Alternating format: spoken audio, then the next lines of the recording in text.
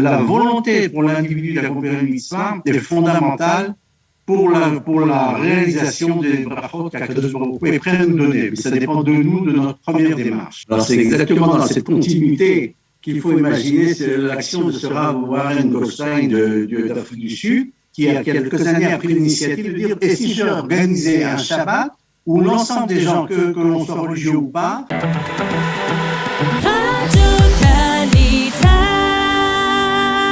Nous approchons de ce Shabbat et comme chaque vendredi sur Radio Kalita, nous allons terminer cette heure d'actualité en nous plongeant vers la paracha de la semaine, la paracha de Lech Lecha, une paracha particulièrement importante dans l'histoire du peuple juif puisque c'est la paracha où l'on rencontre Abraham et où l'on voit qu'Abraham commence, on va dire, sa marche dans ces épreuves, les épreuves qui lui sont imposées par Akadosh Baruch Hu. Nous allons parler avec le Rav Saadia Morali. Bonjour Rav Saadia Morali.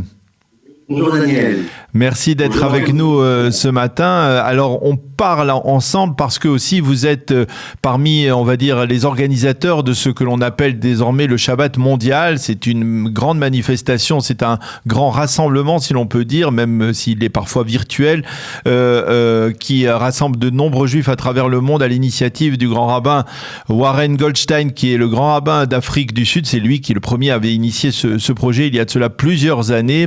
Vous en êtes le porteur en particulier à Ra'anana, mais on peut dire aussi dans une partie importante de la communauté francophone. On va revenir sur ce Shabbat mondial, mais avant tout, je voudrais que vous nous livriez un enseignement sur cette paracha, sur ce rôle majeur que joue Abraham, celui qui allait devant Dieu, qui était capable de prendre des initiatives, d'être d'un côté du fleuve alors que le reste du monde était de l'autre côté.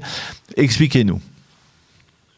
Oui, alors bonjour, en tout cas je suis très content de pouvoir participer et je voudrais simplement mettre peut-être l'accent sur deux points.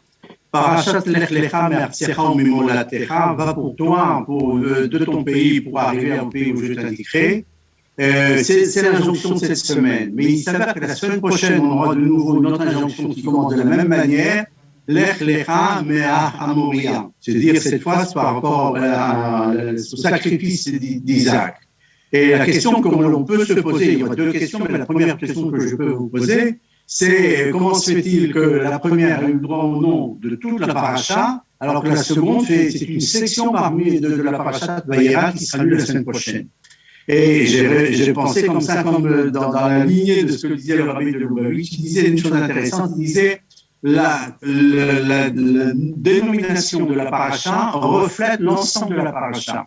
Alors, lorsque dans cette semaine, la paracha s'appelle Lech Lecha Me'artzecha U'mimolatecha, on met en exergue que Abraham Avinu a pris sur lui l'initiative de monter en Israël, l'initiative de partir et de cette réveil que nous allons voir dans quelques minutes, a été secondé après par Akadosh Baruch Hu qui apparaît cette fois-ci. Alors que pour la parachat à venir, la parachat de Vayera, ce n'est plus le sujet essentiel, ce n'est plus l'action de l'homme qui importe. La parachat de la semaine prochaine, parachat de Vayera, ce sera l'action d'Akadosh Baruch Hu. Et donc c'est très intéressant de voir que la même injonction a deux significations différentes en fonction du contexte. Alors pour reprendre cette semaine, Lech Lecha Me'artzecha. On a toujours tendance à dire, voilà, c'est bon, Dieu nous donne l'ordre, l'injonction de monter en Israël. Mais ce n'est pas exact, parce que déjà le dernier passage de la parachat précédente nous dit la chose suivante, Terah en Abraham, et ainsi de suite, de haut Kasdim. C'est-à-dire que la démarche a été, d'abord, ils ont pris l'initiative de partir de Ur en Chaldée, et de monter en Israël. Et c'est seulement après qu'il y a eu ce rappel où Hachem dit cette fois officiellement à Abraham, Lech Lecha Me'artzecha. Alors qu'est-ce que l'on comprend de là? En fait, dans toute action humaine, Hachem attend d'abord notre dimension à nous personnelle, notre ratson, notre volonté, notre teshuka, c'est-à-dire notre désir d'accomplir une mitzvah. Et dans la mesure où tu as cette volonté-là, alors Hachem nous donne après sa bracha, sa shefa, sa bénédiction. Et ceci va nous enchaîner dans cette mitzvah par exemple, de monter en Israël. Alors, dans cette même ordre d'idée, pour bien comprendre que c'est l'action de l'homme qui est déterminante dans toute cette démarche rouhani, spirituelle, Je vous donnerai 2 exemples. La halakha est fixée, on dit, par les hommes, par les Talmidei Chachamim.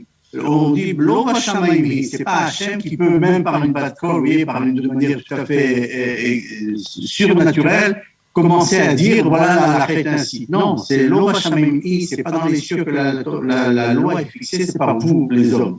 Un deuxième exemple auquel j'ai pensé, je me suis dit aussi, la fixation du temps au Beth Amikdash était le fait, en fait, des Dayanim au Beth Amikdash, au Sanhedrin, qui eux fixaient les jours des Chagé Israël. Et donc, de ce fait, on voit bien par ces 2 exemples que l'action de l'individu est fondamentale. La volonté pour l'individu d'accomplir une mitzvah est fondamentale pour la réalisation des brachot qu'Akadosh Baruch Hu est prêt à nous donner. Mais ça dépend de nous, de notre première démarche.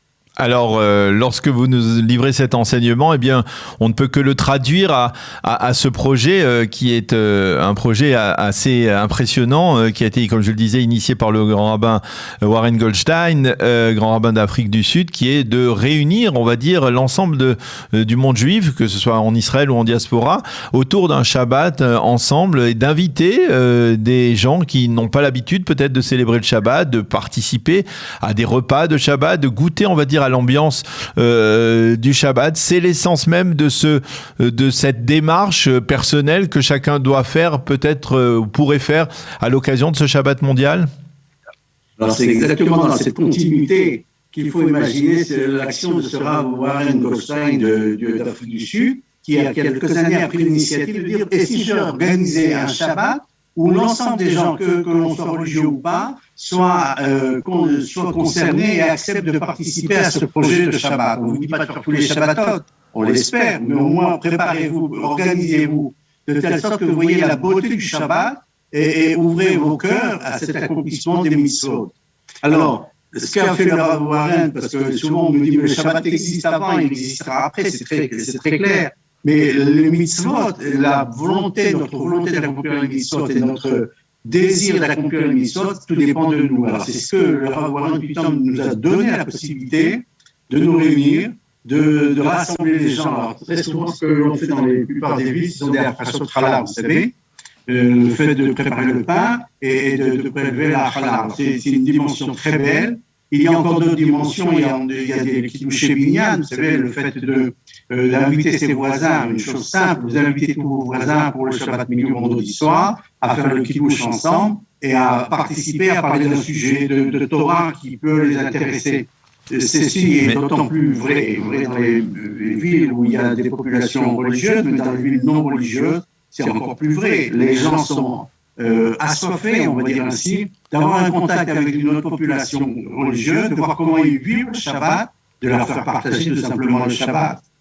Mais est-ce que Rav Morali, est-ce que vous n'avez pas le sentiment que on peut percevoir ce Shabbat mondial de manière différente lorsque l'on est en diaspora ou lorsque l'on est en Israël? Nous avons tous vécu des Shabbatot en diaspora. Il est plus facile, on va dire presque paradoxalement, de rassembler des Juifs non pratiquants autour d'une table de Shabbat en diaspora qu'en Israël, où il y a une très nette séparation, on va dire, entre les Juifs laïcs qui ne respectent pas le Shabbat et les Juifs pratiquants qui le respectent.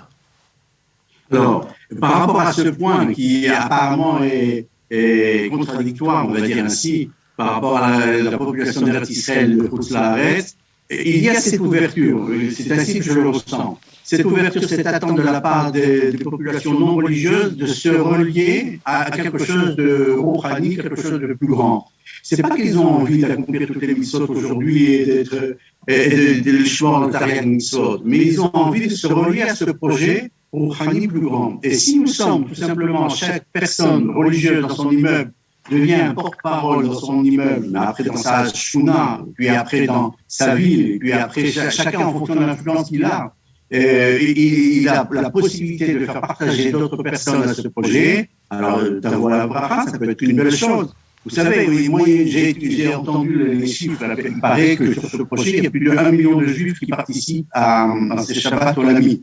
C'est impensable. Vous savez, quand on réfléchit, on dit celui qui accomplira c'est la Gemara qui dit ici, qui accomplira deux Shabbatot, la génération qui accomplira 2 Shabbatot verra l'arrivée du Mashiach. Et objectivement, on se disait, mais c'est irréel, jamais c'est possible d'imaginer que toute une population va tout d'un coup accepter le Shabbat. Et là, tout d'un coup, par un projet humain, par un projet de Sir Warren, on voit se développer cet engouement par rapport à cette idée de dire allons ensemble, partager ensemble le Shabbat. Alors chacun a son image, chacun a son échelle, je dirais. Alors, on va parler en plus spécifiquement puisque de ce qui va se passer, non pas ce Shabbat, parce que c'est difficile d'organiser, on va dire, des événements médiatiques où on zoome le Shabbat, c'est même impossible. Mais par contre, vous avez décidé d'initier une sorte de rencontre, que ce soit en présentiel ou en virtuel, autour de ce Shabbat mondial, autour du symbole que vous venez de nous détailler de ce Shabbat mondial. Et ça se tiendra mardi soir. Que ce soit parallèlement à Ra'anana, mais également dans la communauté juive du Rincy, sous la direction du rabbin Moshe Levin, et également aux États-Unis, n'est-ce pas? Alors, c'est tout à fait l'idée. En fait, on est parti de cette idée, il y a deux choses, il y a deux éléments. Le premier, c'est que déjà depuis un an, grâce au Covid, on va dire ainsi, s'est développée la notion du Zoom. Et donc, en collaboration avec Lilmod et Roub Boss, une fois par mois, on organise des rencontres qui attirent un certain nombre de populations et qui a pour base les communautés francophones aux États-Unis, à New York, une population aussi en France, voilà, merci pour la fiche, et puis la troisième dimension aussi en Eretz Israël, bien évidemment. Alors, quand je suis habitué à travailler par rapport au Shabbat Olami, alors je me suis dit, mais si on pouvait donner une dimension plus olamite, c'est-à-dire mondiale, du Shabbat, c'est de mettre trois communautés par trois continents et de leur dire, venez, on parle ensemble, on a les mêmes conférenciers, les mêmes soirées, et en présentiel. C'est-à-dire dans ces trois endroits, c'est en présentiel, et relié par le Zoom, qui fait que vous habitez en Israël, vous habitez Zéro, vous habitez Dunkerque, vous avez la possibilité d'écouter, de suivre en direct ces shiurim, ces conférences. Mais avec cette dimension, trois communautés dans trois endroits différents sont reliées par rapport au thème du Shabbat, en l'occurrence. Alors, avec des participants extrêmement intéressants, le Rav Shaul David Bochko en particulier, mais également le Rav Ben Arosh, le Rav Gabriel Lévy, le Rav Avraham Drey, qui interviennent régulièrement sur notre antenne.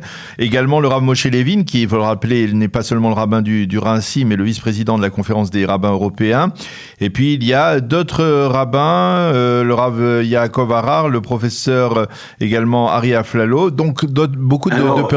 Je me permettrai, parce que vous avez cité les uns et les autres, c'était un parterre de rabbins.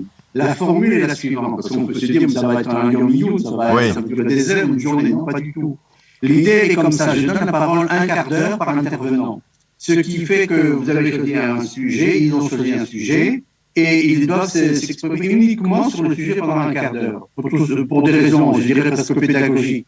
Personne n'a la capacité de rester 1h30, 2 heures assis devant son écran ou si c'est en présentiel face à un conférencier, quand bien même le meilleur des conférenciers. Par contre, si on arrive à varier et faire en sorte qu'à la fin de la soirée, on a eu des informations sur différents thèmes et à chaque fois d'un quart d'heure, on fait notre esprit reste encore éveillé. Vous me permettrez simplement, vous avez cité le professeur Ari Aflalo, il est pas rabbin, mais il a la particularité, professeur de droit à New York. Mais il a la particularité, c'est que à chaque fois, chacune de nos rencontres, il apporte une dimension tout à fait étonnante. C'est-à-dire que pour nous, public francophone en Israël, on n'a pas l'habitude de l'entendre. Il est dans son monde, aux États-Unis. Et cet échange de conférenciers entre eux, ils écoutent nos conférenciers, nous écoutons leurs conférenciers, et à mon avis aussi important. Voilà. Alors, et il faut préciser aussi, puisque je le vois aussi, que participeront également à ce rendez-vous le grand rabbin de France, Raïm Corsia, le grand rabbin de l'Afrique du Sud, donc l'initiateur de ce Shabbat mondial, le docteur Warren Goldstein, et puis également le Rav Shlomo Amar, le grand rabbin de Jérusalem, et Laurent Hayage, qui est l'adjoint au maire de votre ville à Ra'anana. Merci beaucoup, Rav Saadia Morali, de nous avoir informé de ce Shabbat mondial, de son organisation, de ce rendez-vous donc mardi soir, on va dire très exactement à 19h30 heure de Paris, 20h30 heure d'Israël. 20h30 heure d'Israël. Voilà, merci beaucoup d'avoir été avec nous ce matin, de nous avoir livré votre enseignement sur la paracha de Lech Lecha. Shabbat Shalom. Shabbat Shalom, merci à vous.